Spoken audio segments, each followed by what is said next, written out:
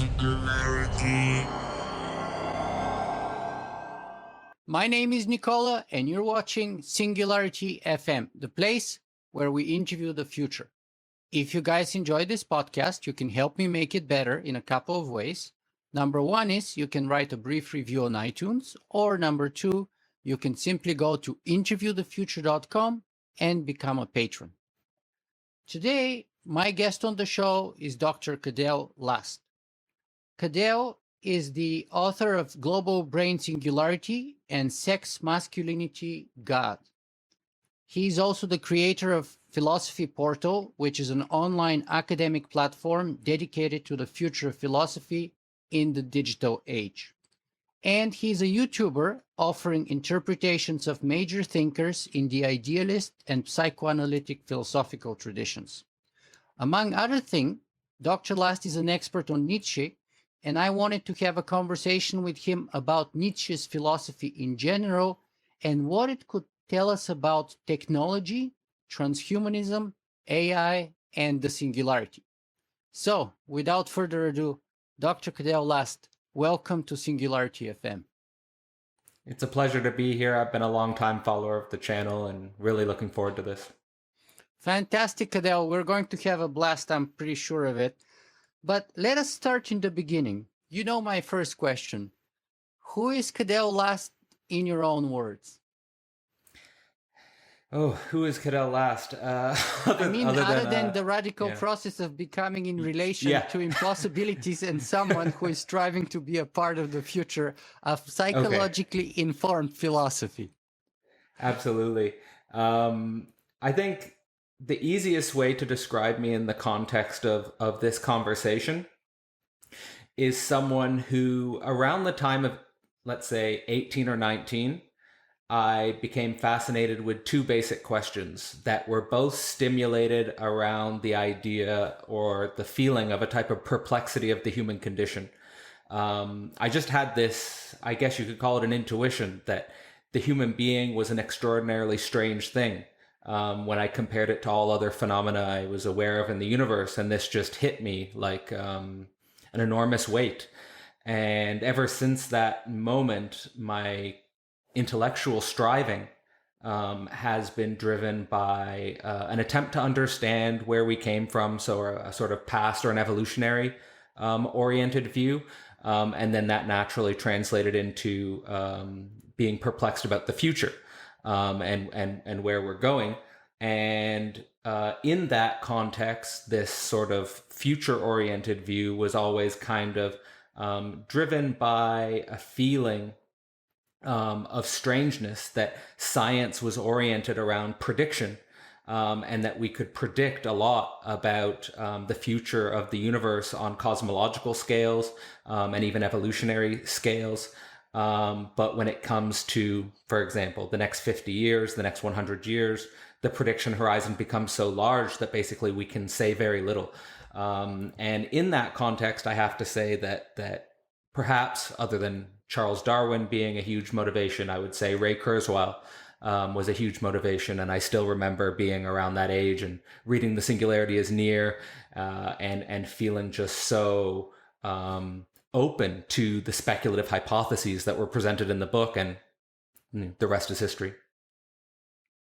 Wow, that basically tells me that you're a fellow traveler who is thirsty for knowledge and for discovery, and who is a seeker on a journey, which is basically what I feel I am, and what I think most thinking, curious, autonomous, independently minded humans are, and what Nietzsche was, wasn't he?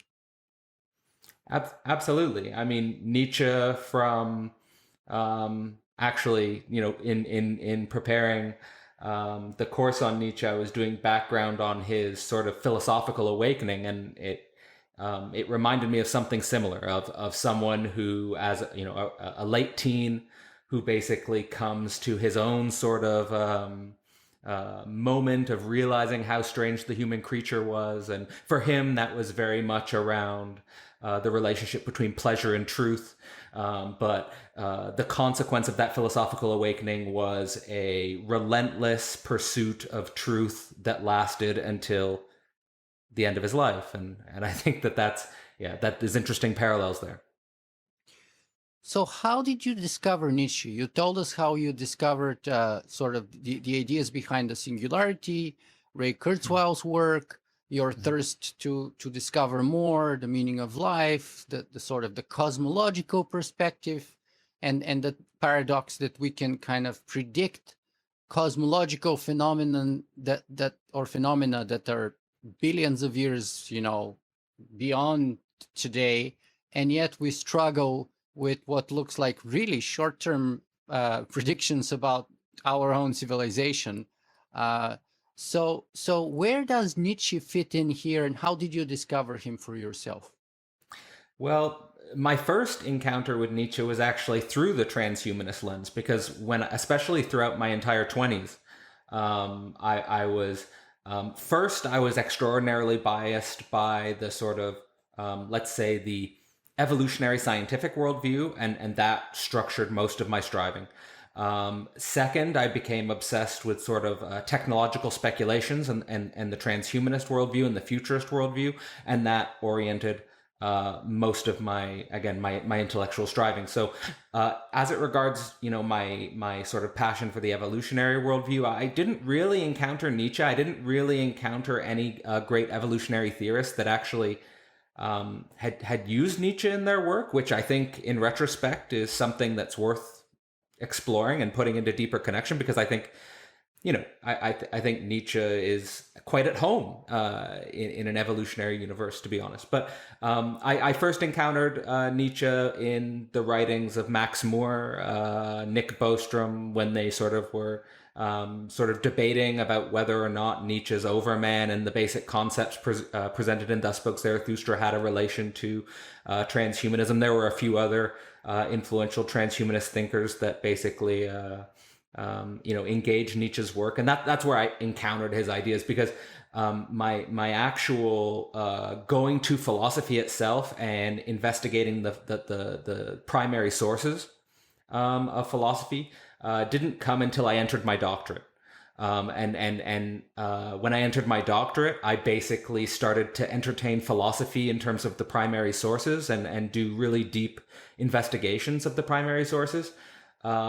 Basically because I felt like my combined knowledge of evolution and transhumanism had taken me a great distance, but something was missing. And that I thought that something missing was basically in the last 2 centuries of philosophy, this really intense focus on the psyche. And I think that Nietzsche is one of the paradigmatic figures of this great intense focus on the psyche, even to the point where there are some people who think that Nietzsche is the first true psychologist, for example, and potentially a ground for real psychology. And of course, someone who influenced a lot of traditions in psychoanalysis, in existentialism, in continental philosophy. So I really feel like he's a pillar, a foundation stone, and a great place to then explore the 20th century.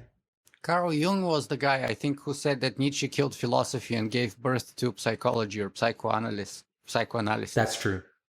Right? Yeah, so, he felt that Nietzsche represented kind of the end of philosophy, and it's being swallowed or consumed by psychology.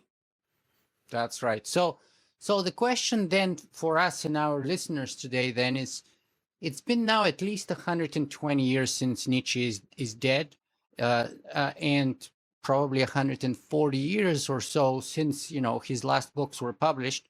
Why care about Nietzsche in sort of the 20s of the 21st century? Why Nietzsche is relevant, and is he relevant at all to our lives today? Well, okay, so there's a few ways I could take that. The first way I want to start is in sort of this larger issue of the two cultures, with the sciences and the humanities, I think there's a type of ethic of study which is important to highlight. And that ethic of study is something I could reflect on myself, having been in, for example, evolutionary biology or evolutionary anthropology, is that even if you are a fantastic researcher in evolutionary biology, there are a lot of evolutionary biologists who actually haven't read the primary sources of Charles Darwin very closely. So you can and you can build your entire career in the research field without having read the primary sources. I think what's missed if you avoid that process is a type of nuanced engagement with metaphysics and speculative thinking. Because like if you actually, for example, read Darwin, I mean, there's a lot of like speculative juice in there as it relates to his ideas about the future of psychology, the future of sociology, the future of humanity, and stuff that's often missed in the research literature itself. So in terms of why go back and read Nietzsche is I would situate it within a larger sort of ethic that I try to embody, which is to read the greatest minds who ever lived. That's sort of how I try to live now, which is, and that I want to situate that within the context of information overload. There came a point, I think around 2016, where basically I stopped reading news, I stopped reading pop culture articles, and not anything against that. I think that there's a place for that, but basically, I spend all of my time trying to identify and find the greatest thinkers who ever lived, and basically, I spend my time inhabiting those worlds, and I spend my time basically having conversations with those minds, and I consider Nietzsche. So basically, for example, like instead of reading like the secondhand literature on cybernetics, I would read Norbert Wiener, for example, or instead of going and reading the secondhand literature on evolutionary biology, I would go back and read some of Darwin's notes and stuff like that. And I think I approach Nietzsche in the same way. I approach Nietzsche and why? But well, because one, you're learning about how knowledge originates. So instead of reading the consequence of the originators, you're going back to the source. You're going back to first principles. Second, you're sort of engaging in a singularity of style. Oftentimes in the secondhand literature, we become pigeonholed and constrained by a certain style, by the journal that's imposing a certain style, by the institution which is imposing a certain style. I often give an example of imagine Nietzsche submitting Thus Spoke Zarathustra to peer review.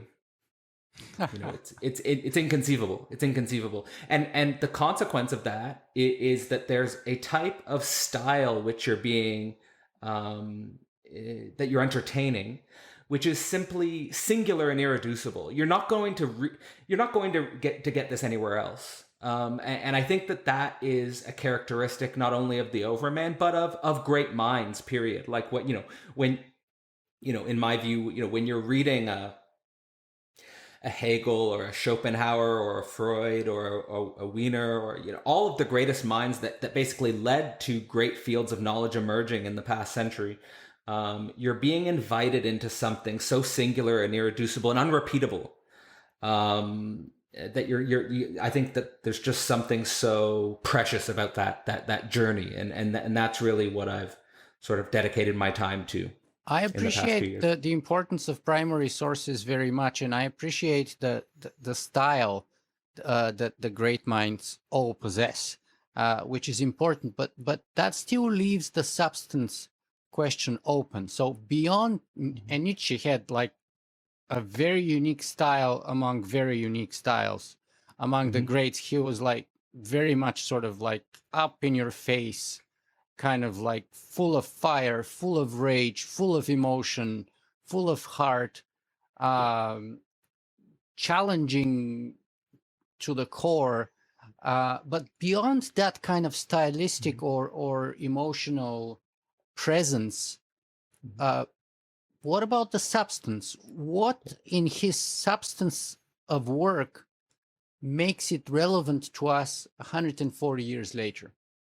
Absolutely. Great question. And I think the way I want to approach the answer to that question is in relationship to the intellectual climate that I was in when I was becoming an intellectual, which I consider to be the intellectual climate of the new atheists.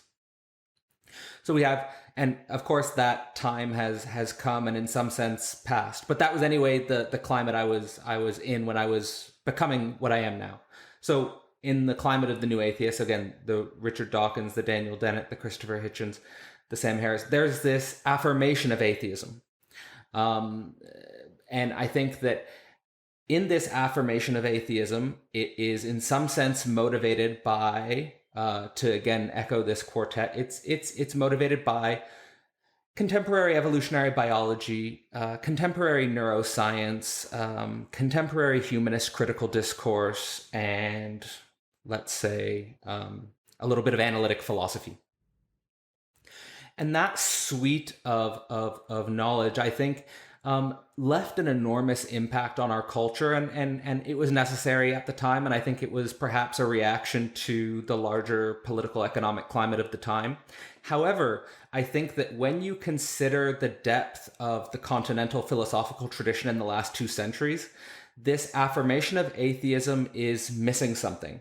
And this affirmation of atheism is precisely missing something as it relates to including the totality of the psyche, and including the striving and striving for meaning, striving for purpose, striving for overcoming in the psyche, which I think is captured by some of the greatest philosophers of the last 2 centuries. And I think Nietzsche is fundamental for that. And I think that his entire philosophy is built around that. So if the new atheists are a type of deconstructive effort, opening us to a type of secular humanism, I think that including a thinker and wrestling with a thinker like Nietzsche offers us the grounds for a positive transcendental reconstruction project, which I don't really see in the new atheists. Yeah, I have to agree with you, and even more so, sort of the 4 horsemen of atheism that you mentioned. They're kind of like not just affirmative, but they're celebratory of their atheism. And Nietzsche, while to the kind of dismay and disappointment of both his mother and his sister, was also unashamed atheist. At the same time, in contrast to those 4 people that you mentioned, he also did not forgo mentioning and dwelling upon the tragedy of atheism, the void that atheism leaves in one's sort of search, but also as an individual, but also in our civilization in general. Yeah. So I think that's 100% correct. So there's a type, and this goes back to, I think I could connect this a little bit to Nietzsche's very unique style, which is that he is including the full emotional force of his being in his writing. And that, when he is talking about the death of God, he is really opening up a tragic ground. And I should say that while Nietzsche is also pointing towards this striving and this overcoming, basically come at a price, which is a full acceptance and a full exploration of this tragic ground. And that tragic ground never really disappears. The full existential weight of that tragic ground never really disappears. And so there's a way in which there is something about the tragic ground which escapes rationality. He says, and thus spoke Zarathustra, in a kind of dismissive way, the only thing that's impossible is rationality. And just to basically emphasize that this desire to grasp towards a totalizing reason is a futile effort. And that's another reason why I think Nietzsche as a ground for this sort of metaphysical oscillation that the West has been going under. And I think that when we think about metaphysical oscillations, these are things that occur over centuries, if not millennia. So we can't just read the last decade and understand the metaphysical oscillation. We have to read the last few centuries at least. Yeah. And so, well, there's so many places I want to grab what you just said there, but perhaps the better thing to do is to go back to his work and start from there, and then come back to those topics, because I'm sure they're going to pop up again. So let's start with this.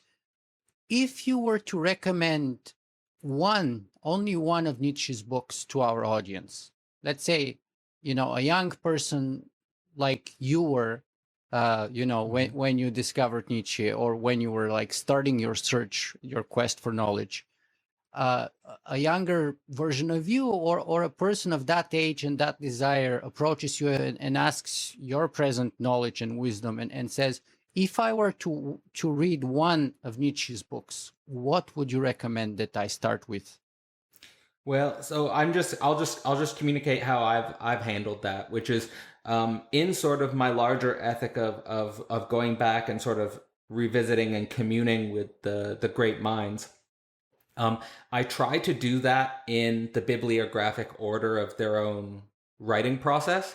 And the reason why I do that is because I want to follow the logic of their intellectual development as it's evolving in their head. Like, so for example, one of the things I've done on my YouTube channel is I've covered the complete works of Sigmund Freud, and that's been done all in chronological order. So going back to the origin of the writing and seeing sort of where he's sort of making mistakes early on, which he rectifies later on, and sort of where the sort of seed of ideas come, and then he later fully develops it. So I've done the same thing with Nietzsche. And so the reason why I'm starting this course on Thus Spoke Zarathustra is because actually, if you look at what I would call like there's a 10-year period where Nietzsche basically explodes in creativity. And that all starts with Thus Spoke Zarathustra.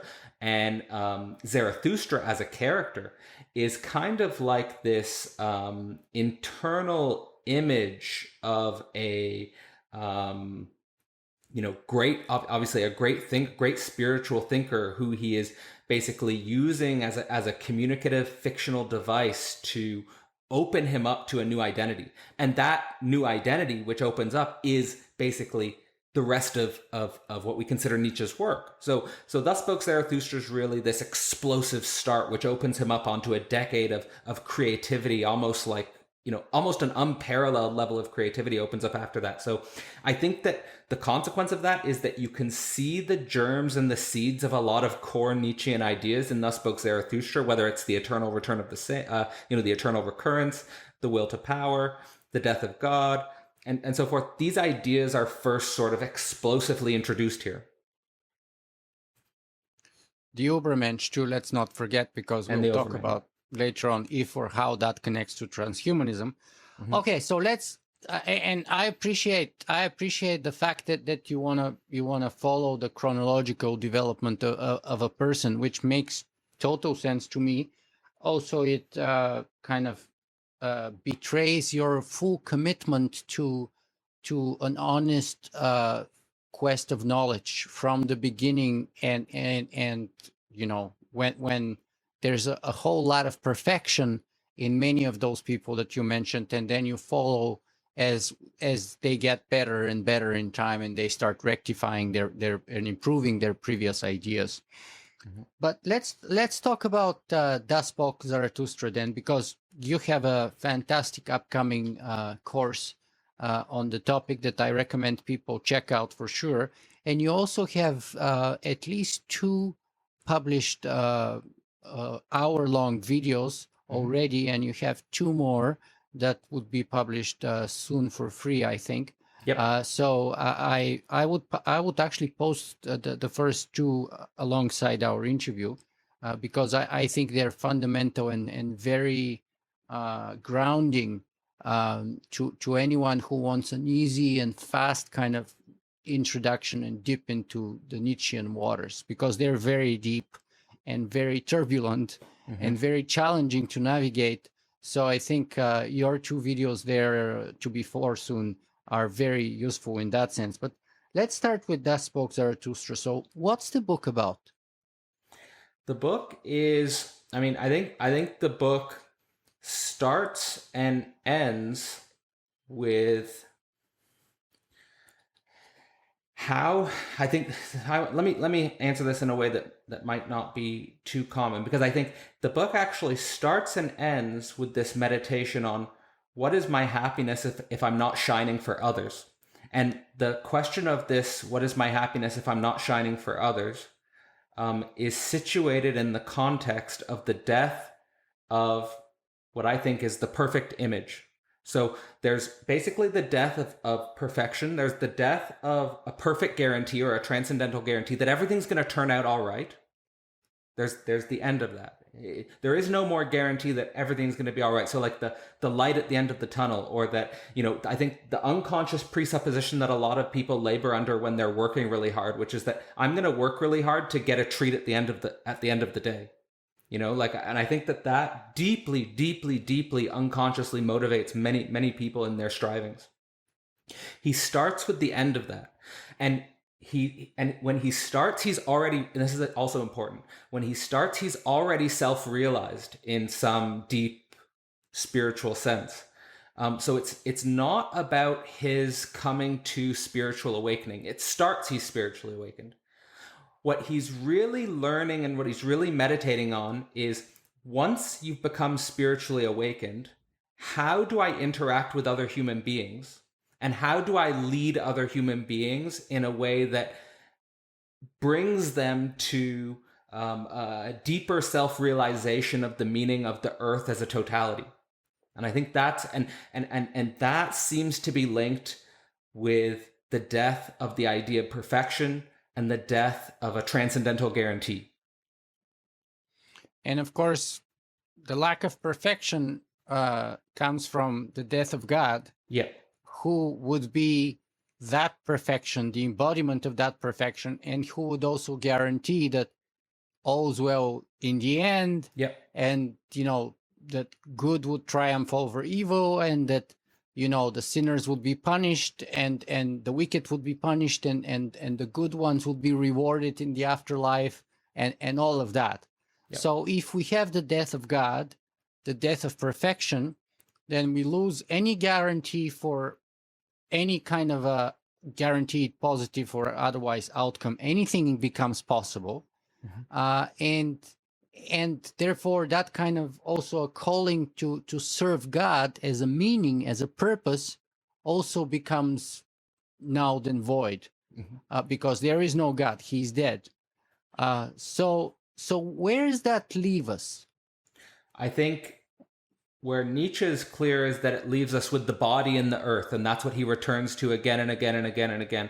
And he's basically emphasizing that this whole metaphysical structure that has governed much of Western historical development is has a rotten core. And the rotten core is basically a resentful nature, and it's precisely resentful of the body and resentful of the earth. That it's basically motivated from people who have been burned by desire, who have been burned by the givenness of being, and in that burnness, in that suffering, have conjured up a fantasy image that would take our attention away from the body and the earth. Now, I think that consequently, what he's asking of us is he's asking our egos to listen more closely to what the body is saying, and the nature of the body, and the way the body is, and how the body feels, and all of the emotions, and especially emotions related to shame, especially emotions related to pity or resentment.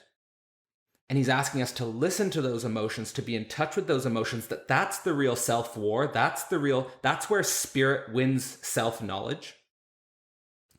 And to have a view of the earth which is beyond your childish, ultimately stemming from childish infantile desires of the way you'd like the world to be. And that only in, and I think this is where the unconscious and our childhood and the way our minds are structured by childhood and desires from childhood all become sort of formative for the way Nietzsche informs 20th century psychology and stuff like that. But the important thing is a process of what I think is adultification and maturation of the psyche, where we are able to see a desire and a striving and a coming to be, which is transpersonal, beyond beyond just my ego. And that's essential for the overman striving, is that the overman striving also involves this counterintuitive perspective on winning and losing. It doesn't necessarily mean that you're going to win the, the trophy and the money and the fame and the success and the whatever else that is that's really motivating you. A lot of it is to do with participating in a much larger process than yourself, which is in this world, which is mediated through these bodies. And playing as dynamic and intense and as lively a part in that chain as or not, maybe with a gap in the chain, and that's the overman, that you can. I think that's what it says to me. Yeah, and it's kind of like a smaller side point perhaps, but I often have this argument with people who believe, I mean, not anymore actually. I used to have this argument, I should say, about 20 years ago on religion and on God in general. And my thing was like, look, God is like Santa Claus. Santa Claus for all people. People want to believe in Santa Claus when they're young because they know they're going to get a present if they're good boys or good girls. And later on, they want to believe in God because they want to believe that, all the evils and the tragedies and the challenges of their lives, and the failures and everything would be rewarded sooner or later, if not in the here and now, in the afterlife. And so that motivates some people to be good in life because they're ultimately striving to get a present. And, that present in the Christian tradition, maybe, everlasting life in heaven, resurrection and everlasting life in heaven, or what have you. But it takes real guts. It takes real courage to face the fact that there is no Santa Claus for all people, that there is no guarantee you're going to get the present, even if you do everything right in your life. And now for some people, that may be terribly nihilistic. That may be the most demotivating and depressing thought they ever came up with, and may push them towards evil, may push them towards self-destruction, may remove any meaning of their lives, and even towards suicide. But for other people, it could create the ultimate motivation, the ultimate challenge, even though that there may not be reward, and even though that there is no guarantee of a happy ending, they may take that as an opportunity to create a meaning, to create a path, to cast a swath through the forest, to blaze a trail, if you will, that no one's ever walked on before, and to make a difference, even though there's no guarantee for success, there's no guarantee for appreciation or a reward of any kind. Absolutely. I think a few things that here I think are important to emphasize is that the way Nietzsche frames things is kind of your being is already the present. And that's a really deep, like if you keep that, I mean, it's kind of a perspectival shift on usually the way people's psyches work is that there's something external motivating them. Even say you get rid of God, right? You get rid of all the metaphysical scaffolding. There's something motivating you, like for example, the cheeseburger tonight, or the pizza, or the new watch, or the new furniture. My wife is making fantastic pasta, and after my interview with you, and that's going to be great. Yeah, and that's fine. And when you're with the pasta, and like for example, when you're with the thing, to be fully present and to be fully there. But the whole idea is that the psychological structure where there's a little gap between you and the thing of desire that you're looking for, whether it's the house, whether it's basically all of those objects fail ultimately as a source. It's not that those aren't the source, that you're the source. And so that the perspective will shift on that gap of desire, I think, is important. And what comes with that, which I think is invaluable, is that also the mistakes are a kind of reward. And the failure is a kind of reward. When I look at my intellectual striving and my sort of last, just my quest, there have been so many failures and so many mistakes, which have been blessings in some sense, and which have again it's basically the source of becoming is the failures and the mistakes. Absolutely. And let's talk. We already mentioned that concept a couple of times, and it's a key, crucial concept to understand. So let's talk about the Overman or the Übermensch, as Nietzsche calls them or him. Should we use the pronoun them? I think it's maybe what do you think? Should we say him or them? I think them is more proper for the Übermensch. Yeah, I think so. Like from the very introduction of the concept, he situates it in a way that I think is very interesting for to thinkers like us who are sort of influenced by evolution and transhumanism, because he's kind of situating in the sort of, okay, the apes are a laughing stock from the perspective of the human, and he says the humans will be a laughing stock from the perspective of the Overman. There's this type of evolutionary process that he's pointing towards, and in that context, the idea of sort of degendering the Overman or distancing the concept of the Overman from a he or a she can be an interesting way to frame it. I think there's no reason why we can't frame it that way.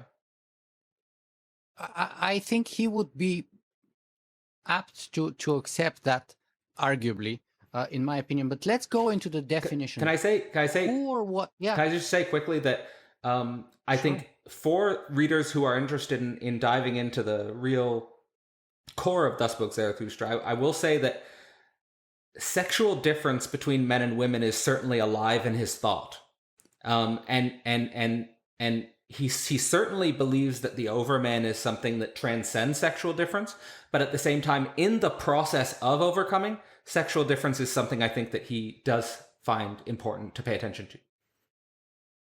Yeah, and I don't want to get sidetracked here, but that probably has the limitations of his philosophy and shows that he was a child of his time in a way, and also very heartbroken on a couple of occasions with, having to propose twice to the same woman who spurned him down twice, and so he kind of characterizes women in some ways towards the end of the book that may not be what we would commonly associate or accept or embrace today, and that's probably the limitation of his philosophy, I would say. But going back to the Overman, who or what is the Overman? How would you define the Overman?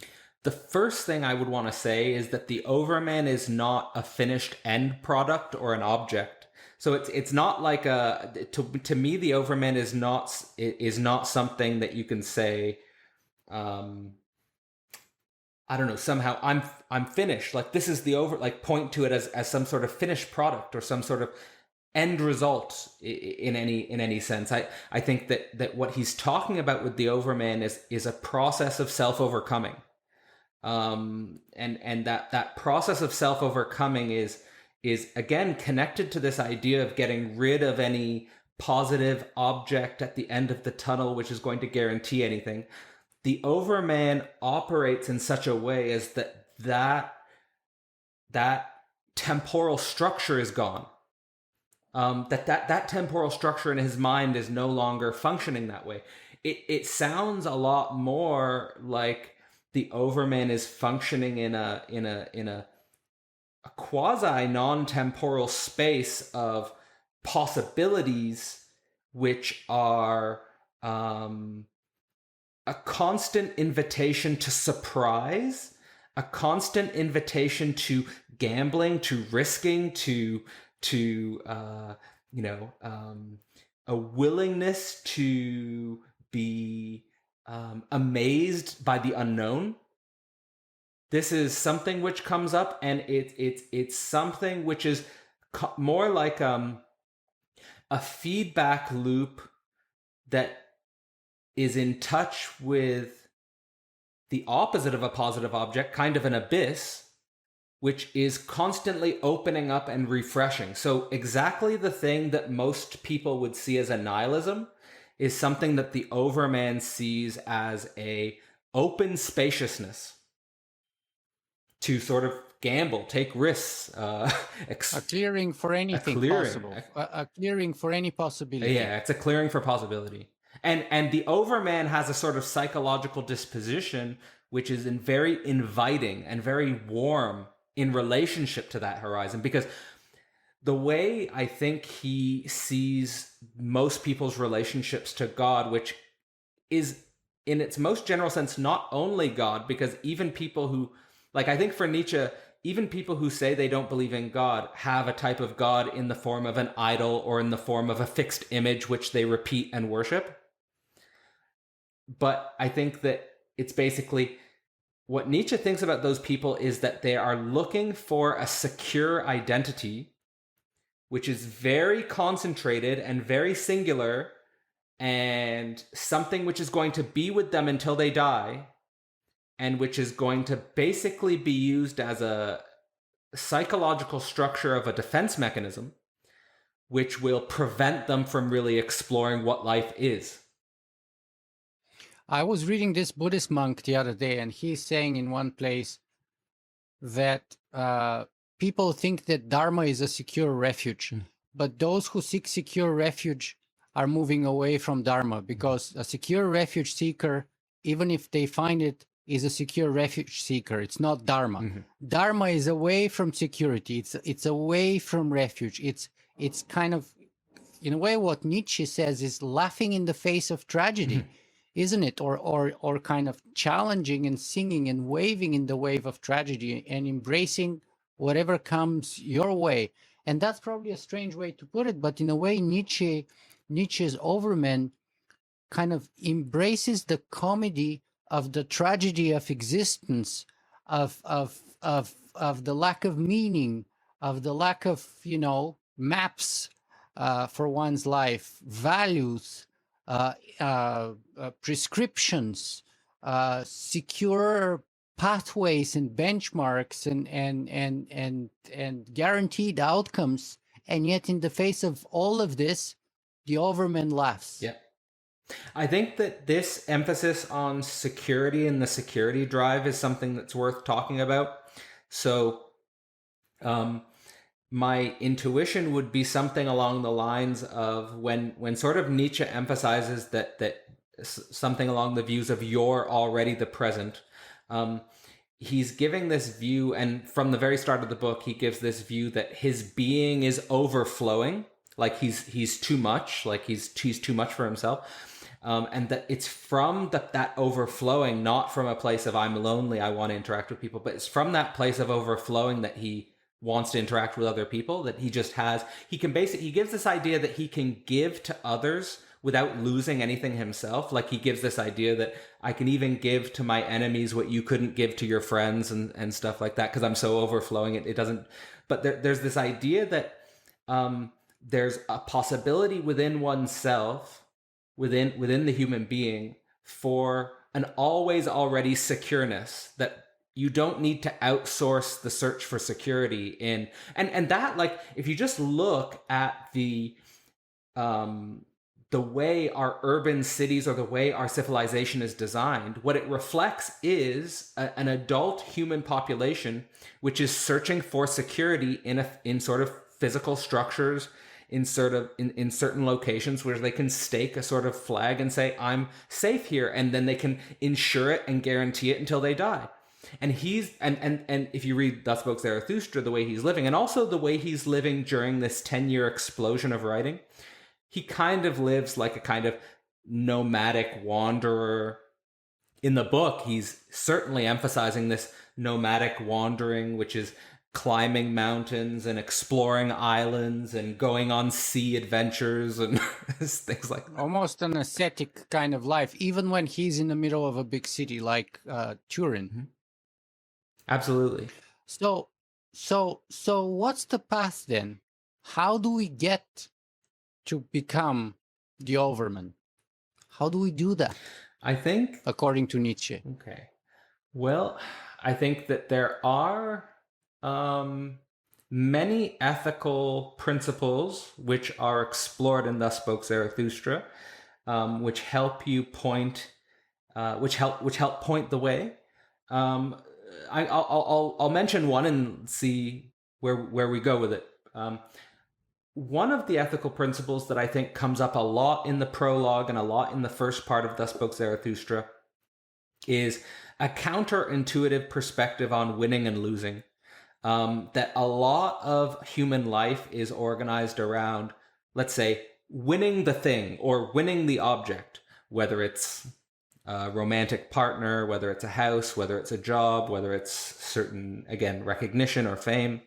And Nietzsche gives you sort of this view that almost you should, it's not that you should turn down things when you win, but you shouldn't over-identify with the winning, and you should stay in touch with the cracks. You should stay in touch where things aren't quite right, instead of identifying with the winning and becoming over investing in your identity, because basically you lose yourself in, you're sort of giving yourself, it's a form of idolization. So I think a lot of the distinction between, let's say, the religious metaphysics and the Nietzschean metaphysics have to do with a type of identity investment in a certain external idol. And the Overman has no such. The very way in which his psyche is operating is other to that. So the struggle is its own reward, and it's not so much about the fulfillment of that struggle. Yeah, I can give you... But it's about the ongoing, ever-transforming, ever-evolving, ever-processing, in the process of becoming kind of a struggle. Yes, so like... never-ending in a way. So I'd say there's this idea, there's this never-ending process, and that never-ending process will have events. And those events are things that in the book I think he labels as accidents. And you can give those events valences, positive or negative, tragedies or comedies, winning or losing. But the way that Overman engages those events is from the perspective of a childlike innocence and wonder, irrespective of whether the common person would give them a valence of positive or negative. So like, for example, like he like there's this one passage I was just reading where he's talking about how he loves his poverty and he loves sleeping in a meager bed, and he loves going on a hike in the cold. And what he's trying to, I think, communicate with that sort of meditation is something like a lot of people could have a negative emotional valence in their mind constantly, saying things like, why don't I have more money? Why can't I get to a certain amount of money so I can feel safe? Or why don't I have a better living condition? Why don't I have a better bed? Or, and this is just constantly running around in their head. And for him, he's a better car, a better house, a better wife, better kids, better teacher, better gym, better, and just constantly running in the head like that. Washing machine, yeah, better TV, better laptop, better iPad, iPhone, camera. Everything. Never ends. And that cycle. And I think the crucial thing is that people who have that psychological structure, they never question the psychological structure or the frame with which they're approaching the world. They always change the object. So like if the car didn't work, then the house will work. Or if the house didn't work, then the job will work. But they never question the very psychological structure itself. And Nietzsche's writing, he implodes this psychological structure in such a way that is, to my mind, liberating, not because I want to just go mimic the way he's living or something like that, but because I'm like, oh yeah, I can catch myself much more easily when I'm setting up a structure in my head which is almost dooming me to a miserable present. If that makes sense. Isn't that the condition of our civilization now in the 21st century in particular? Yeah, I mean, I think let's say the horizon of neoliberal capital feeds on that psychological structure. and reinforces it to ad infinitum, Totally. From the moment we're born until the moment we die. Yeah. We're always in the pursuit of a better, so first it's like high school, then, university, then get a better job, then so that you can get a better house, you can get a better car, you can get a better wife. So, you can send your kids to a better school, and then you have better retirement funds so that you can have better vacations, and you can enjoy your life better. And in the meantime, you can buy a better iPad and a better computer and visit and stay at better hotels and fly first class. Yeah, use it fly first class. All of those trappings of success. Totally. I just to give like a really brutally personal example about this is like, and this is certainly not, this is said with all respect, but my father worked a job throughout most of his life which he didn't particularly enjoy, and he was very much looking forward to retirement, and that was a structure in his mind. That when he had the spirit of Nietzsche in some sense. He certainly had a spirit of an adventurous man inside of him, and he loved hiking and he loved going to the mountains. He lived in Wales at the end of his life, and he dreamed of, okay, when I finally can retire, I'm going to go and just live in the mountains for a bit and go hiking around. And he came up with a map of all the mountains he wanted to go to in Europe and stuff like this. And unfortunately, he got terminal cancer and he died before he was able to retire.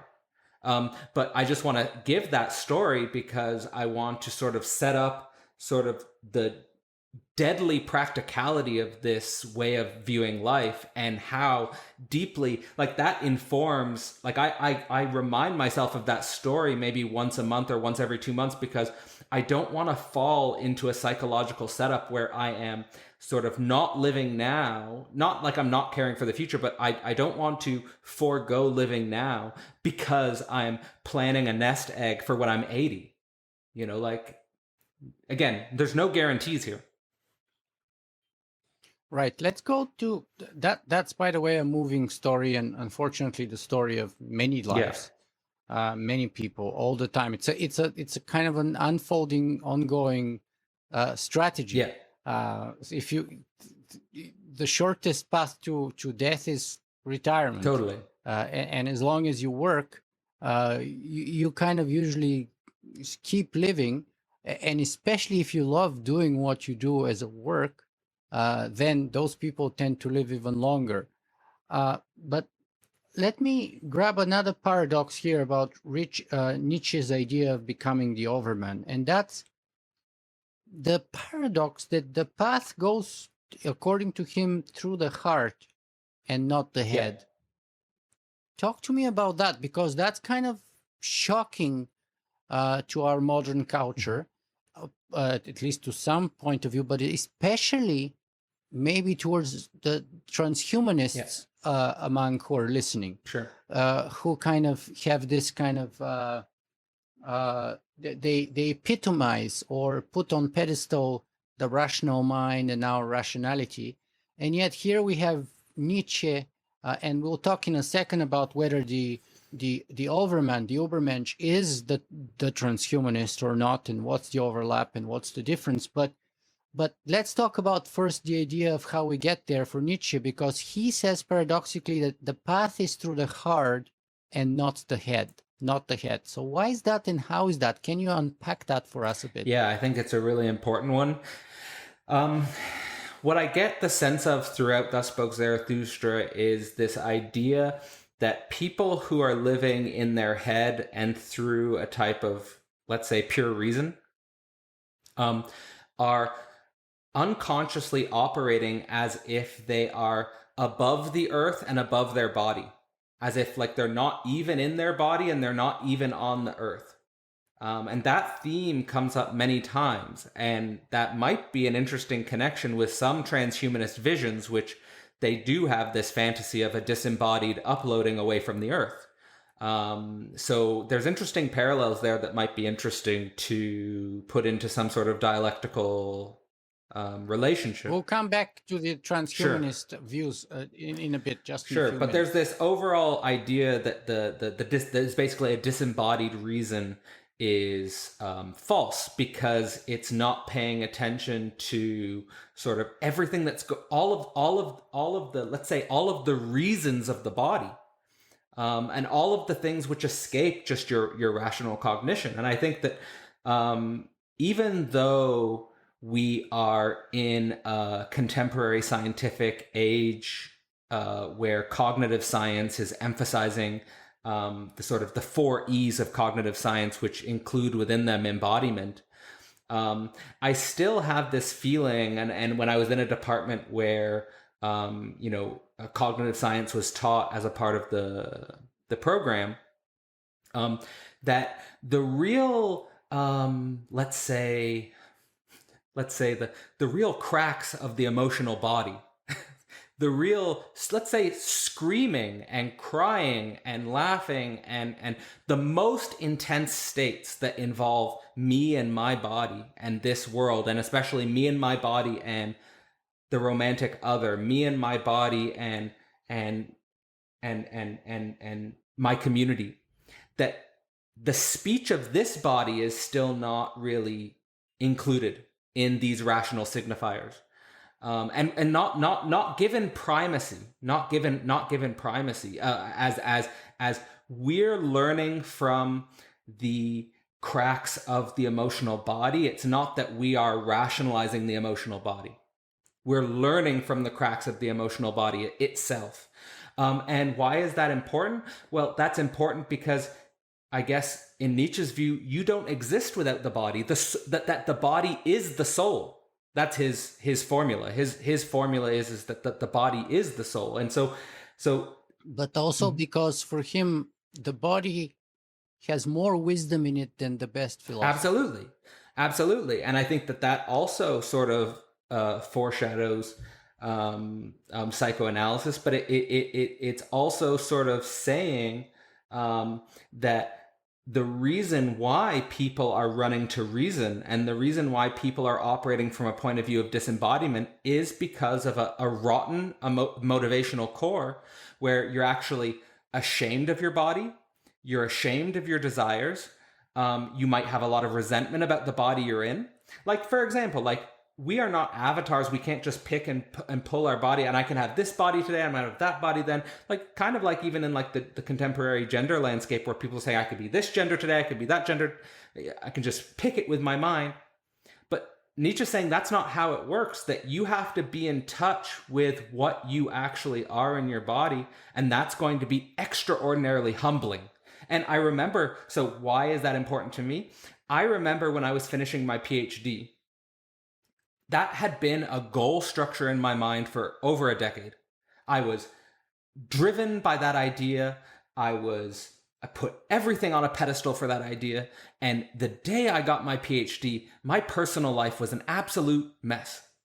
And it was an absolute mess over very simple, embarrassing things related to sexuality, related to eating, related to, common everyday things, which were not necessarily discussed in intellectual environments, but which were nonetheless the core of my being.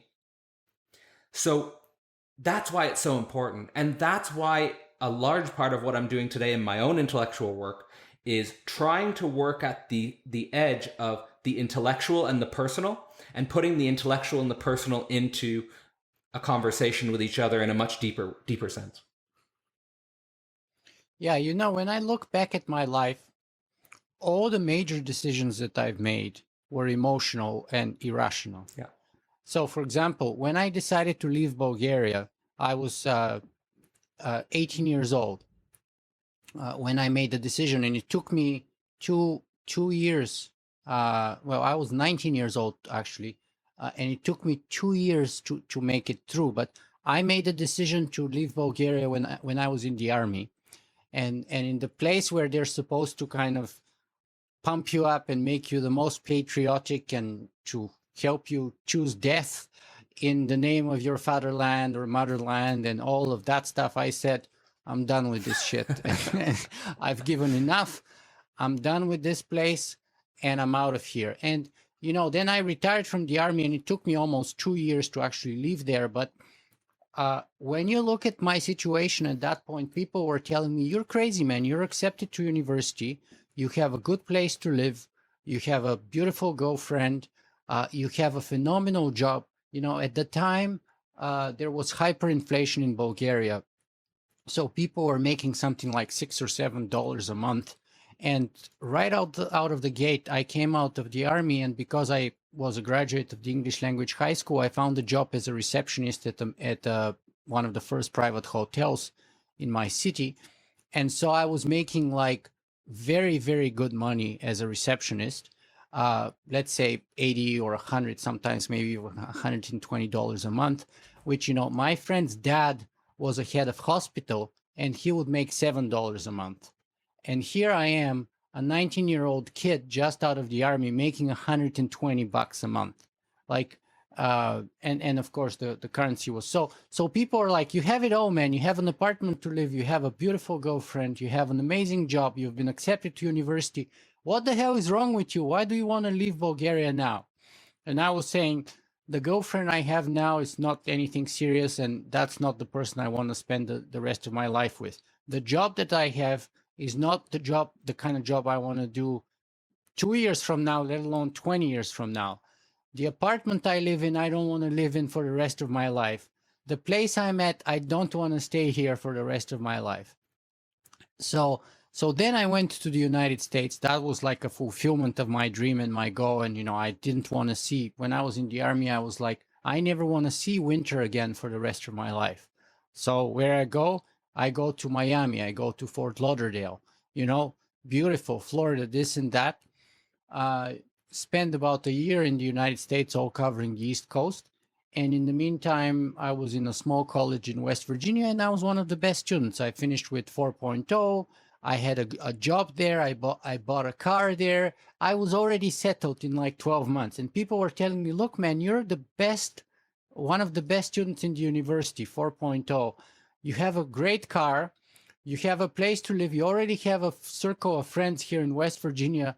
Why the hell do you want to leave?" And basically in 3 days, I decided to pack my things, sell my car, drop from university, and come to Canada. Welcome. Right? And that was another totally irrational, emotional decision that totally didn't make sense.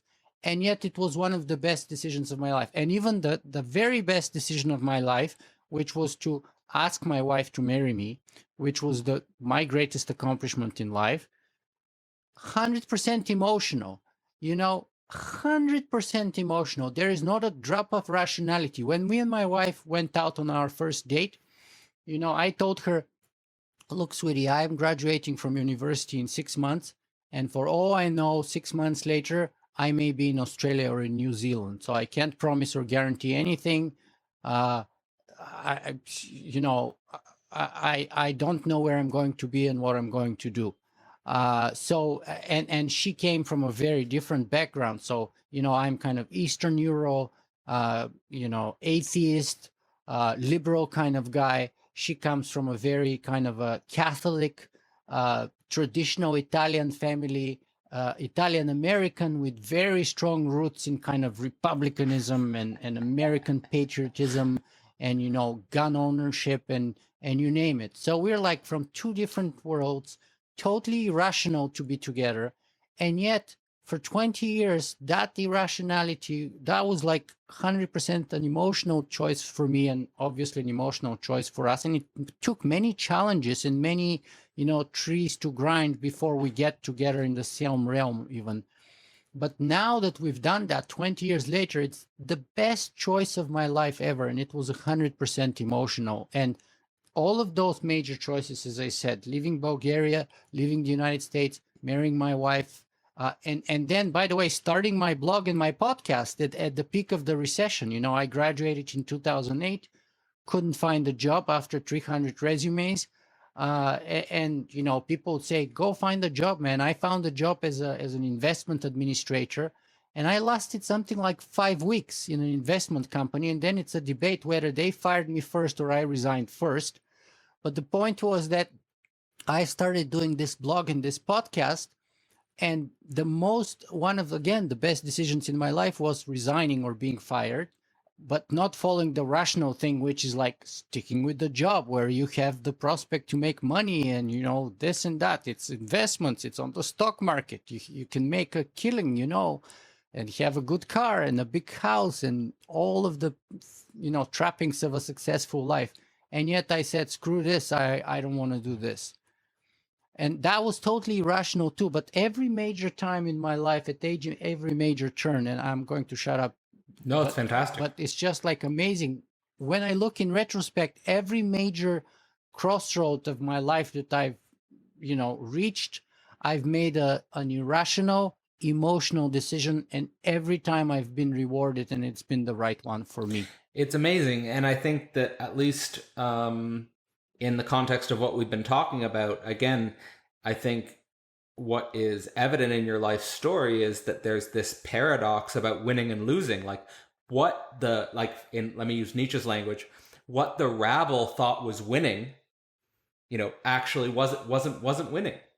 And actually when you said, I'm going to lose it all, that's what opened up new possibilities, which could not have been rationally calculated ahead of time.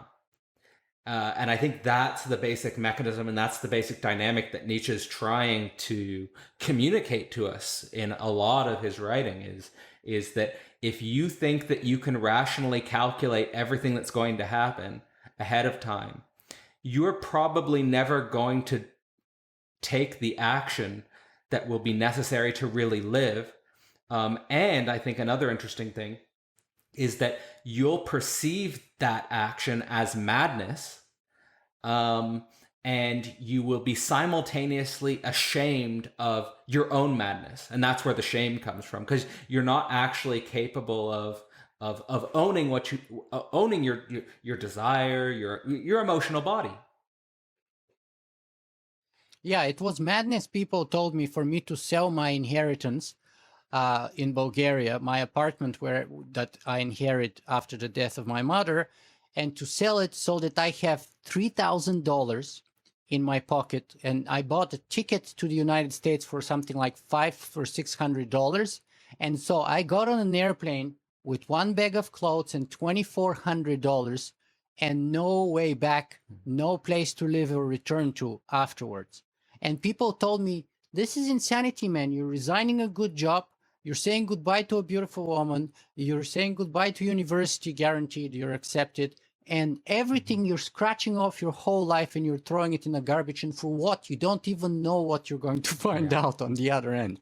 And it's been one of the best choices I've ever done. You are the overman. Wow. I wouldn't go that far. But this is the type of psychological makeup that Nietzsche's anyway trying to communicate to us. Like, for example, like when I was saying I was reading that passage earlier about sort of Nietzsche saying he loved his poverty, what is sort of in that sort of meditation was something I think that reflected what you just told me about sort of giving up your inheritance in Bulgaria, which is that a lot of people have a psychological structure in their head that they would like to inherit a house. Like they would like to inherit, like they would like it if someone close to them passed and they had an inheritance and that it was passed on to them and then they could just live on that inheritance. I think a lot of people have that psychological structure in their mind, whereas Nietzsche's really saying is that very psychological structure in your mind is preventing you from being alive. Don't you see that rational calculus? It's enslaving Sorry? you. It's enslaving you. You're a slave to that. You're a slave to that. And so, yeah, I mean, I think this brings up the question of freedom and what is freedom. And I think a lot of what people see as freedom is something that Nietzsche sees as a type of weird rabble virtue, which is not virtue. Like it's a he calls it small virtues. Yeah, talk to me a little more about a few other concepts. The concept of the rabble that you mentioned several times already, the concept of the wise man, and the concept of freedom. Sure, I think they're all connected actually, and there's actually a passage where he actually tries to connect all those three at once. The rabble is a type of unconscious collective herd mentality. So it's kind of like becoming identified with an anonymous crowd. And you could actually interpret that in the context of the modern internet and social media, because I think the rabble is Instagram. Totally. The whole. If I were to put it in one word, I would say Instagram. That's to me the rabble. It doesn't get worse than that. Right, it's pretty low. Maybe TikTok. I don't know. Does it get? Maybe Does it? that's beating it. You're right, yeah. There's maybe no end to how low it can go. I mean, I'm sure it can go lower, but yeah. It's anyway. But yeah. I mean, I think we can interpret and update these words for the modern social media landscape, and it's basically like an unconscious herd mentality. And it's interesting what Nietzsche says about what this unconscious herd demands and wants. Which he says is equality, that they see justice as everyone being the same. They see justice as everyone being absolutely equal. And what that destroys for Nietzsche is actually the intensity that's generated by inequality because of striving for greatness. That if you strive for greatness and you really put in the work, and no matter what the field is, it could be music, it could be podcasting, it could be academic life, it could be whatever the field is. If you strive for greatness, you will be, in some sense, unequal. Like there's an inequality there, and there's an intensity there. There's an intensity there in the inequality, which Nietzsche sees as absolutely essential for overcoming and striving and for the future of humanity. And the rabble want everything to be the same. And so they're envious and jealous of that inequality, and they'll try to bring it down. That's the way he articulates it anyway. So the next thing is the concept of the wise man. The wise man first he says a few things about the wise man. The first thing he says about the wise man is that there's some interesting things to learn in the wise man, but what he doesn't like about the wise man is that they're a type of, they've got 40, he says they have 40 interesting things to say. So it's like, they're like a wind-up mechanical machine. So it's like, they have 40 interesting things to say, they'll repeat them again and again and again and again. And he's like, okay, there's some interesting things here, but he's just repeating himself like a parrot constantly, and he's got 40 things to say. The next thing he says about specifically the famous wise man is he says that they are puppets of the rabble. So in other words, the way he articulates it is that the rabble is hunting to reduce inequalities related to greatness, which they're envious of, and they'll use the famous wise men to justify this leveling of the playing field in the sense of,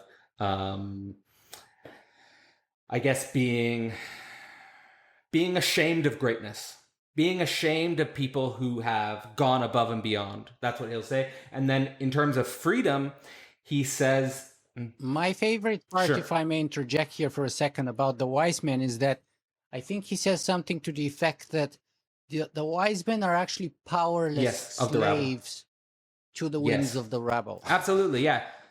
which is He inverts paradoxical. that. But actually, and if you ask me, and that's totally arbitrary, but many politicians are coming to mind, as perfect epitome of the embodiment of that, and especially populists who want to just please the crowd and or play to a specific tune to a crowd that whips them in a frenzy and stuff like that. So you can see many examples nowadays. So again, very relevant. It's this dynamic, but the crucial thing here, I think, is that he's very clear, and you emphasize this. He's very clear that the power lies with the rabble and not with the famous wise man. And so he actually is, in my view, playing with a type of master-slave dialectic, which has a paradox to it, which is that the slaves are the masters and the masters are the slaves. And so it's actually in recognizing that paradox of the master-slave dialectic, which the potentiality of greatness in the common people is that's where their capacity to win freedom lies, is realizing that that the power is in them, or like one person realizing, oh, the power is in me. It's about actually where I'm putting my time and attention. So like I actually, because I think you might have been sort of pointing towards the phenomenon of Trump a little bit.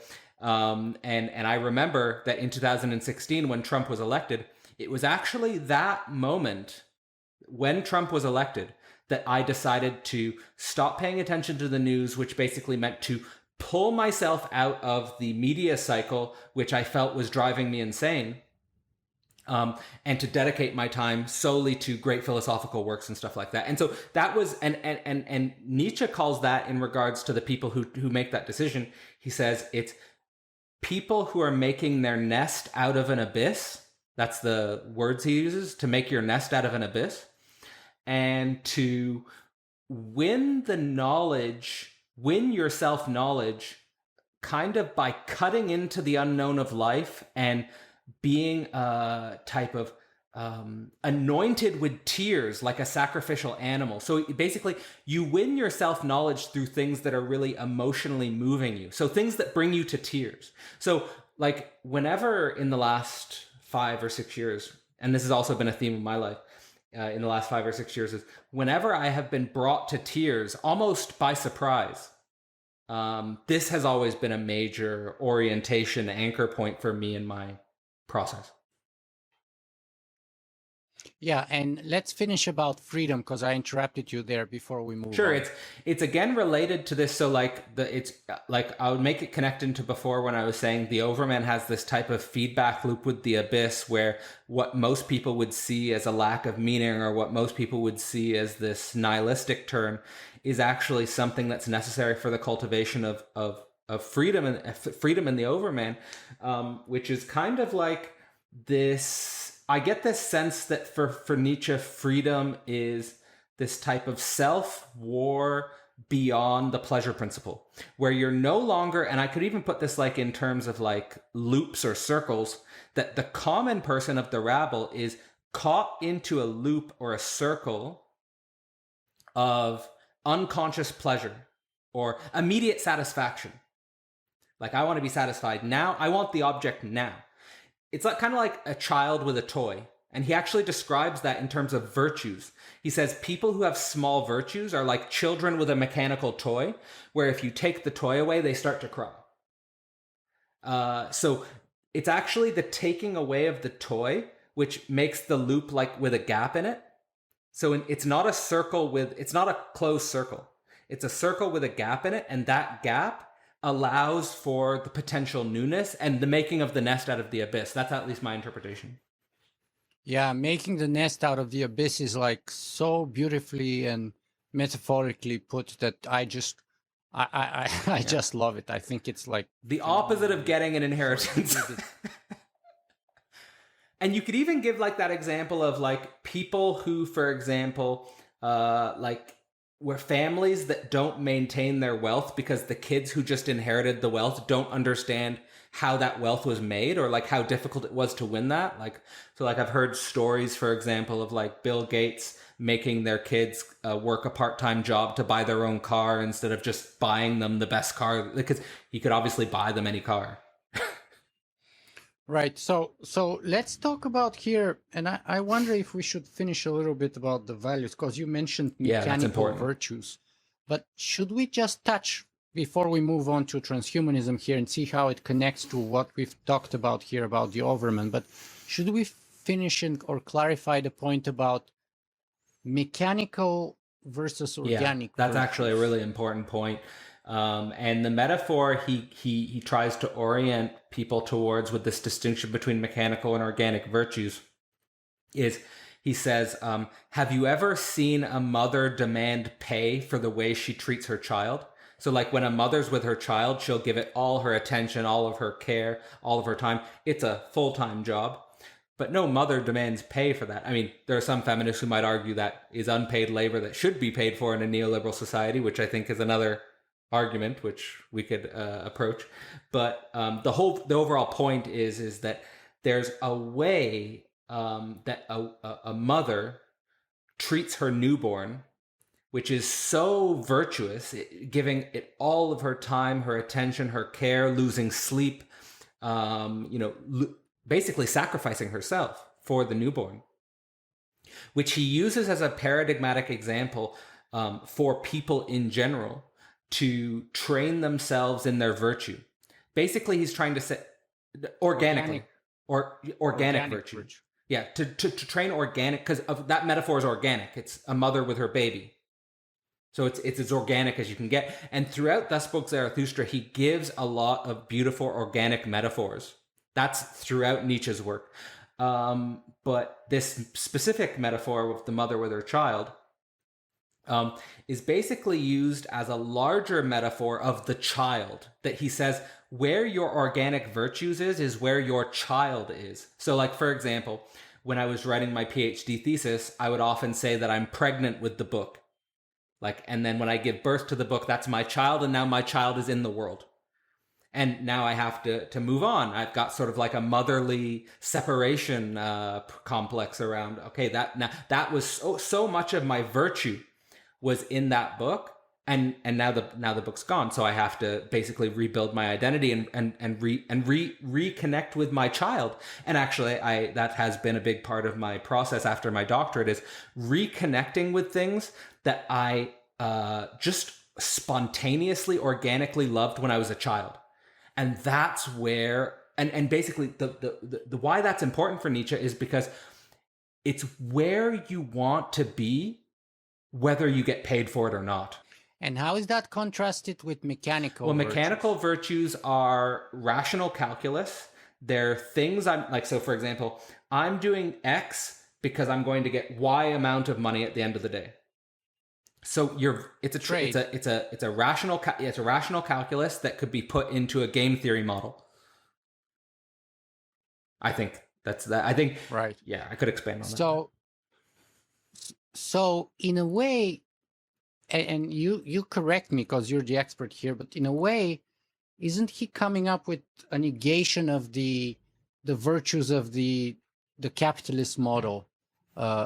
In a way, of like a rational agent maximizing their own self-interest, and then bringing about the so-called optimum outcome for all parties, and trade as the best way of accomplishing that, etc. There's a lot of things in the course where I'm going to try to connect some of his ideas to things I see in contemporary academic knowledge. One of those things is I think he kind of disrupts game theory, at least how it's classically taught. In terms of capitalism, he certainly disrupts any idea of a capitalist model. Like, he first off, he doesn't speak with great admiration for the state either, but he doesn't speak with admiration for the marketplace. He actually says the marketplace is very noisy. Basically, he says the marketplace has a high noise to signal ratio, that the people on the market who are successful, again, it's connected to the great men idea, are mostly imagistic imposters. That if you get closer to them, their image deflates. That the image is kind of like an optical illusion in terms of the marketplace. And I think, in a way, Wagner was the prototype embodiment of that idea, because he really worshipped. Yeah, no, I'm just like, thinking about some interesting arguments I've had about Wagner and Nietzsche. Yeah, because well, go ahead. Because my understanding is Nietzsche worshipped Wagner until the Rings, and then he saw because first he saw him as a revolutionary. He saw that art is the most powerful thing in the world, and music the most powerful art, and then Wagner as the most powerful revolutionary who was going to change the world. And yet, when he went to the premiere of The Rings, what he observed was exactly the opposite. All the aristocracy across from Europe was there, and Wagner was no revolutionary, but just like reveling in the attention and in the sort of self-indulgence of the whole experience. So Nietzsche basically stormed out halfway through the performance and didn't even like see it to the end. That's like my understanding of what happened there. And then basically their relationship went downhill from there. Yeah, I think my interpretation of what's going on there on Nietzsche's side is that he saw Wagner as sort of embedding his art into the German nationalist ideology, and in this sort of dynamic that we were in this dynamic we already talked about the rabble and the famous great men. So that this sort of loop Nietzsche saw as something that needs to be broken apart by nothing that can fit within a national or an ethnic ideological frame.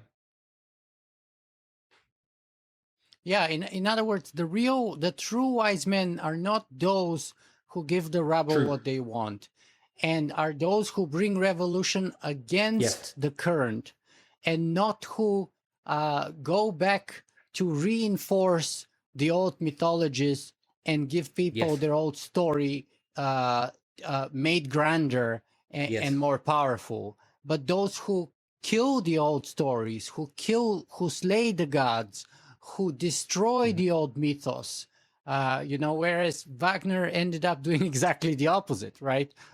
So instead of transcending nationalism, he reinforced nationalism. And instead of challenging the market, he became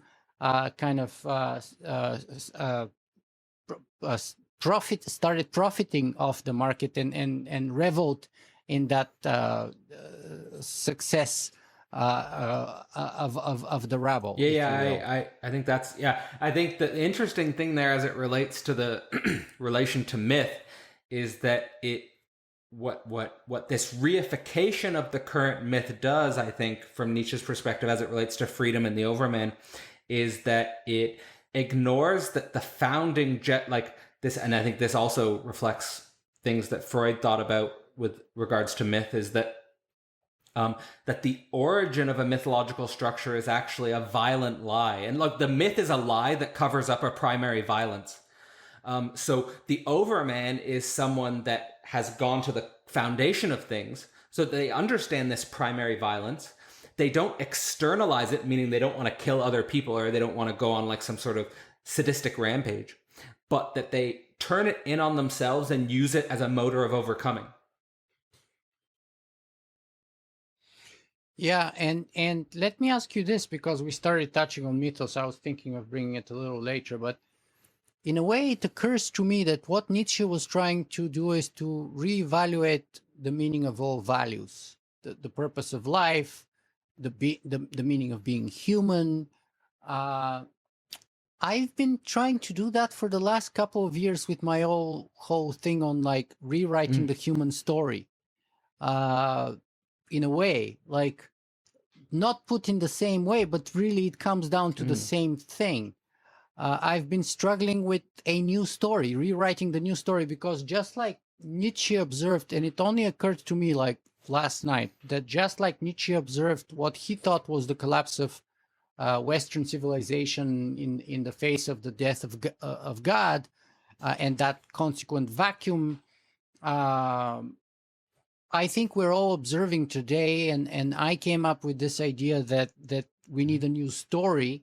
Of course, Christianity has been the underlining story of the Western world for a couple thousand years, and everything that the West has been built upon, the foundation was, one way or another connected to Christianity. So I have observed this vacuum now at the beginning of the 21st century, and like Nietzsche, I've gotten to the idea that we need a new story, in a way. So, but I only made the connections about all of this, like honestly, last night, which should have been more obvious to me, but it only occurred to me last night, and I was like, oh God! So first, if Nietzsche failed, how do I have any chance of succeeding? And not only that he failed, but he was actually brought to madness in his attempt to come up with a new story. I was like, who the hell am I to come up with sort of rewriting the human story, Nick? Are you kidding me? Philosophy can have that impact sometimes. I think also to another thing that to reflect on is that like to see the way in which what philosophers write in their life, how that gets used after their death. Is oftentimes something that they could not have anticipated or predicted at all. So, like, for example, I don't know if Marx would have been just blown away with the impact that his writing had on the 20th century, and the way it impacted the world, and the same for Nietzsche as the way it's been used by certain political organizations. So the story you write and the way you would like it to unfold, again, any story which kind of forecloses or predicts the future, or anticipates the future in some probabilistic way, I think oftentimes is going to be met with weird dialectical reversals and things turning into their opposite, and what you thought was the thing is actually the opposite of the thing, and stuff like that. So it's a really weird situation to be in, and I don't know, like I don't know what will happen with all of these desires for a new story. Like, for example, in my own studies, I guess I sort of got caught up in big history as a new story, right? Like a cosmic evolution as a new story. You could even say Ray Kurzweil's "The Singularity is Near" is introduced with a cosmic story, and the law of accelerating returns is. The singularity is a new story, and for me that was the story for a decade, and then I kind of came to deny that. But we'll talk about that later. So in a way, I mean, of course, just to reinforce your point, Marx was not a Marxist necessarily, and Nietzsche was not a Nietzschean in the sense of the kind of the Nazi Nietzscheism that was kind of twisted by his sister. I forget if her name was Elizabeth, but she kind of like really tried to pander to the Nazis and to Hitler in person. It was really ridiculous because everything in Nietzsche's philosophy is anti-nationalist and certainly not anti-Semitic. So,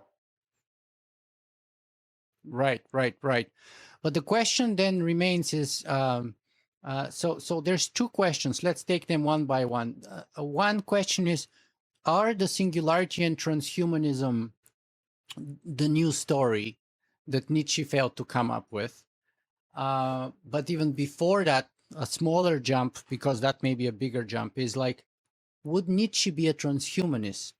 Is the Übermensch the transhuman? I think these are still super fascinating questions for me, because like I said, like when I first encountered Nietzsche's thought, it was actually through the transhumanists, so that connection was already made. And even though I sort of drifted from like my sort of specialized focus in sort of that futurist transhuman world, that question still fascinates me. I think of course we have to first sort of make an observation that let's say the philosophical field of transhumanism is very diverse. So we don't want to sort of stereotype in a way that sort of reduces the complexity and the nuance of that field to like just caricatures of being anti-body mind uploaders or something like that. I don't think Nietzsche would be too convinced by that train of thinking. But the strain of thinking that I think Nietzsche would be attracted to is a science that really takes the body seriously, a science that really takes striving and potentiality seriously. And certainly we see in a lot of transhumanism a enormously powerful and I think positive speculative visionary ethos, which points beyond the human species itself. And I think that is something that would be attractive to Nietzsche, whether or not he would agree with the specific conclusions of any one transhumanist as it relates to the outcomes of that activity. But I guess I could offer sort of one parallel that comes to mind is like in Thus Spoke Zarathustra, he talks about the future overmen needing also an over dragon. So there's this idea that even the future overman would have enormous enemies, enormous problems. He even points the idea that like the greatest evil has yet to be done. the biggest enemies have yet to exist. Like there's this idea, he doesn't point this view of the Overman towards a peace and harmony. He points towards the Overman as almost incredible adventures and incredible battles that we could not fathom. That's the sort of the idea he points towards. And that reminds me of something like, and not reifying any of these stories, but for example, like if you take, for example, Hugo de Garis's Ardalect War, whether or not that will happen, what Hugo de Garis is pointing towards is a tremendous battle and a tremendous conflict, which will be taken place between actors and agents, which are at the intersection between human, post-human, and beyond human. And I think that's something that Nietzsche would be absolutely speculatively stimulated by. And that's a sort of like where I come to transhumanism as well, which is massively stimulated by the speculative horizon that it opens up. I don't necessarily identify with one particular outcome of a certain theorist, but nonetheless, what I do think is objective is that the technologies which are possible in the 21st century open up potentialities which any human in the past would not have been able to fathom. And that alone is where I think Nietzsche's philosophy can thrive, not necessarily in, a strict identification, but in this beyond human battle. I think in a way also transhumanism borrows a lot from Nietzsche with the idea of the bridge. Humans are a bridge. That yes, the humans are a bridge from the animal to the Overman, over the abyss of the present or whatever. And so in that sense, that's kind of a very, from our point of view now, a very, very transhuman idea. At the same time, so I see a lot of overlap here. At the same time, I'm personally more intuitively inclined, and again, I'm no expert on Nietzsche. I have very poor understanding and reading of Nietzsche. But my understanding is that Nietzsche's Überman is conceptually substantially different than the well, it's one. Let's start like Nietzsche's Overman is about the body. Nietzsche's Overman is about and the heart. It's about striving. It's about opening up possibilities and potentialities, which what he calls islands of life, which no human has experienced before.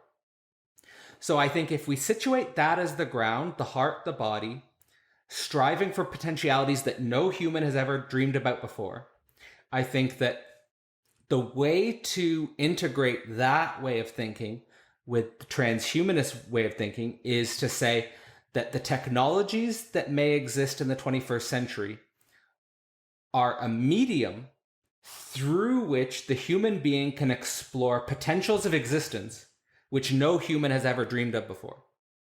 And I think in that way, there's a connection.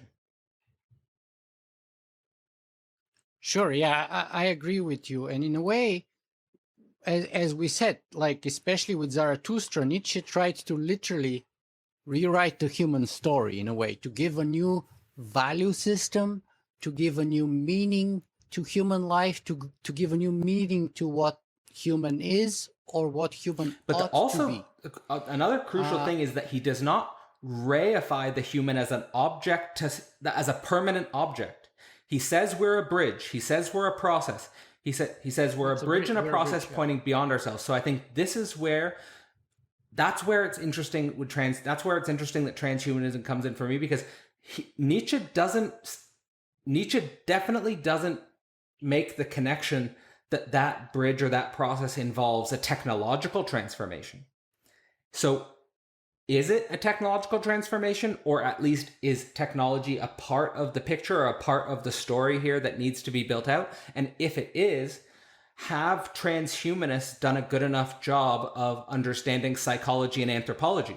So I think that on that end, I would say no. I would say that we need a deeper ground of psychology and anthropology, and we need a deeper ground of the role of technology in our becoming beyond the human identity. That's exactly what I think. I think that Nietzsche is more on the Greek side. And he would say that the biggest process of becoming, the biggest transformation ought to be not on the biological and physiological and technological side, but on the psychological side, on the spiritual side, on the heart side. And so therefore, any technological, biological, physiological transformation must be accompanied by equal psychological, spiritual, mental, and even value, ethical transformation. And I think that's the core difference, and maybe the greatest flaw that I personally see, and the greatest criticism that I personally have towards transhumanism, and why I don't think it's that new story that Nietzsche tried to write, and why I don't think that neither the singularity nor transhumanism provide that new story is precisely because they focus so exclusively on the technological side of things that there's almost a full abandonment on the psychological, spiritual, and ethical development, which is required, is a must. It's not optional. So I would say the technological, scientific, material, and physiological development may be necessary, but it's insufficient. And it could be even detrimental unless it's accompanied by equal or greater psychological, spiritual, and ethical development. And that's where the gap opens, in my mind, between Nietzsche's Übermensch, or the Overman, and the transhuman, because I think we are way too obsessed with the scientific, materialistic, physiological, biological transformation, computational transformation, and neurological transformation, and those things, but we forget that those could be even suicidal to our whole civilization, even if we're not accompanying them with equal spiritual and ethical and moral development. And that's why I think actually it's where the danger lies in our future. And that's where I'm trying to come up with a new story that actually honors these important elements, not just the scientific and the materialistic end of things, but the spiritual and ethical development required. Because the way I see it, the greatest challenges of our civilization today are, if you say nuclear proliferation, climate change, species extinction, ocean acidification, soil erosion, whatever, they're actually all the same thing if you look at it at a deeper level. And that's our technological and scientific power far exceeding our ability to wisely control and employ it in a non-suicidal, non-self-destructive, or non-destructive matter. And I think that's because there is this growing gap between our power and our ability to control it in a wise manner. And so therefore, more science, more technology, more power, therefore, is not going to be helpful, but it's going to be hurtful unless it is accompanied by the equal growth of that kind of spiritual and ethical growth. And so if the gap is growing bigger, the problems are only going to get worse. They're not going to get better. And that's where I see the core difference between Nietzsche, because I think he would have been with me on the Greek side of things, on the personal development, on the internal development side of things, more than on the materialistic, scientific, outwardly. I think that's it's an incredibly important distinction. I think it's probably one of the reasons why I felt at a certain moment of my doctorate that the evolutionary and the transhumanist worldview had gotten me to a certain point, but that it had left out the psyche, and it had left out sort of the anthropology of the situation, which includes all the things you're talking about, the spirituality and the ethics and stuff like that. As it relates to the story, I guess my view is that human beings are storytellers. That's sort of a part of our being. We are storytellers. So I don't necessarily think that there'll be one story that will sort of be reified, and maybe even I think we should fight against that temptation.